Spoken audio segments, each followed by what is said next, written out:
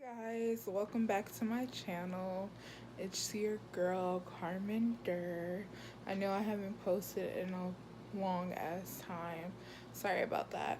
But since I did my makeup today, I'm kind of feeling it. I'm gonna go ahead and do part two to my love story because I think you guys totally deserve the growth version of how I feel compared to when I recorded that video. When I recorded that video, I think I was like 2 months fresh out of my breakup, and now it's been about 8 months. Well, close to 9. And I have a totally different perspective. Well, not totally different, but there's a lot of things that I said in that video that I'm like, what was I thinking? Like, I was still drinking the Kool-Aid, clearly. I was still very much in love with that person. And I think the first time you fall in love, and it's genuine, you're always gonna have love for that person. Like, I still have love for him, but if I would see him today and he would be like, Carmen, I'm so sorry, like, let's get back together, I would tell him to go to hell, to be honest, because that relationship taught me so much about myself and about what I want out of a relationship and how not to ignore my own intuition and my gut feeling. So, like, I didn't know, and people are like, how couldn't you have known? I can honestly say, like, I never thought he physically cheated on me, and then like after I recorded that video, I found out that he did that pretty much the whole 4 years that we were together off and on. And they're like, how didn't you see it? And I was like, it's simple. He was really good at being two people. And like in the beginning, it was flowers, love, butterflies, all that cliche bullshit that we all love in the beginning. But our relationship did not stand the test of time because you can't love someone who is toxic, who hasn't dealt with their own self issues. It's just like they'll bleed all over you, and then you become toxic, and then you're unhealthy, and neither one of you guys are good for each other. And I'm like, there was some great things he did for me, so I would never discredit that part of the relationship. He's one of the reasons that I got good at makeup. You guys see these brows? He used to let me like practice on his on him doing my brows. I might actually insert a picture in this video for that.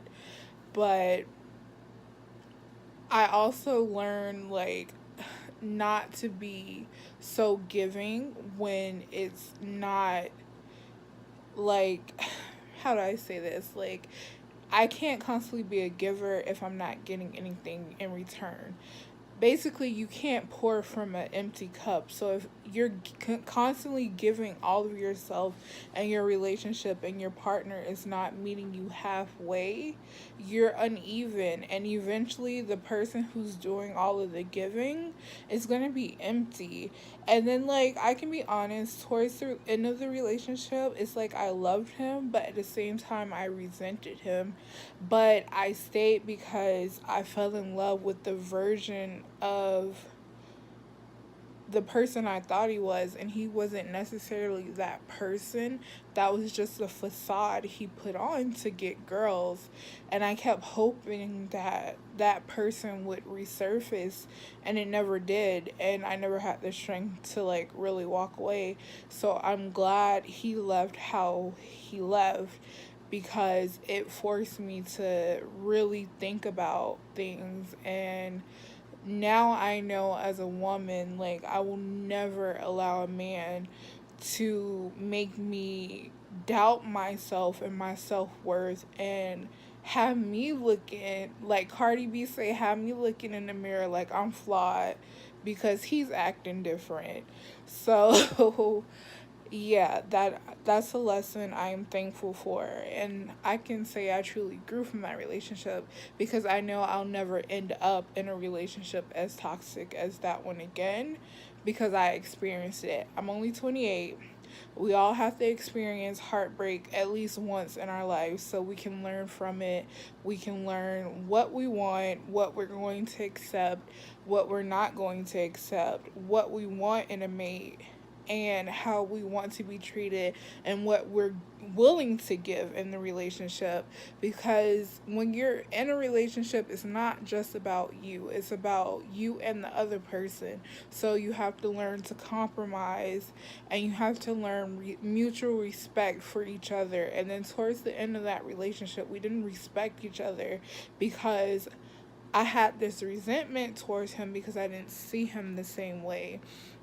Now, I'm not going to say, like, if your guy or your girl cheats on you, you should automatically end your relationship. I'm just saying that if you know deep down in your heart that you can't forgive them, then you need to exit the relationship, because every fight, even if it's something as simple as, why did you eat my food out of the fridge? That's going to resurface, and then it's just going to be an awful relationship.